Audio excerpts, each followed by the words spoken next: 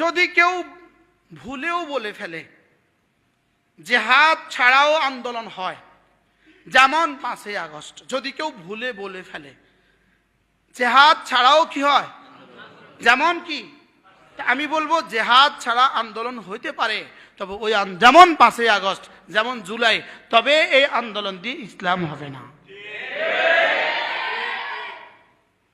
বাচ্চাগুলো পর্যন্ত বুঝছে, গুড়া ফোয়া গুলো বুঝছে। আশ্চর্য না? কিভাবে ফলাও করতেছে, জিহাদ লাগবে না, না ইয়ে দিয়ে কি নাম, গণ আন্দোলন দিয়ে, গণ অভ্যুত্থান দিয়ে হয়ে যায়, গণ অভ্যুত্থান কসু হয়েছে, কসু গণ অভ্যুত্থান দিয়ে এক ফেরাউন গেছে, মুআজ্জাল্লাহ আর এক ফেরাউন আসবে। আর আমারত ইসলামিয়া গণ অভ্যুত্থান থেকে ফেরাউন গেছে, ইসলাম আসছে। সুবহানাল্লাহ বলে না? আর জিহাদ দিয়া আমেরিকা গেছে, ইসলাম আসছে। জিহাদ দিয়া কি যাবে, ফেরাউন যাবে, আর গণ আন্দোলন দিয়া এক ফেরাউন যাবে, আরেক নমরুদ আসবে। তো এটা আর ওটা বুঝি এক, এটা দিয়ে যদি ওটারে কেউ ধামাচাপা দিতে চায় কি, এটা হবে না। এটা ওই ওয়ারাসিখুনা ফিল ইলম সমস্যা। কি সমস্যা বলেন? ইলমের এতগুলো ওলামা একরাম পাইলে কথা কইতে কিরকম লাগে।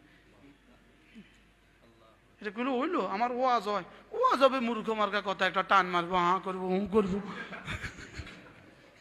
কি, কিন্তু এখানে আসলে ওলামাদের কারণে আমাদের কথাও কি হয়ে যায়। আল্লাহ তাআলা যেন আমাদেরকে সকলকেই উলুমের মধ্যে রুসুখ পয়দা করে দেন। কি ভাই, আমাদের হযরত জমিরুদ্দিন নানুপুরি রহমতুল্লাহ বলতেন, ওবা আলেম হও ফিলারের মতো, যেন কোনো বাতিলে তোমাকে নো নাড়াইতে পারে ফান।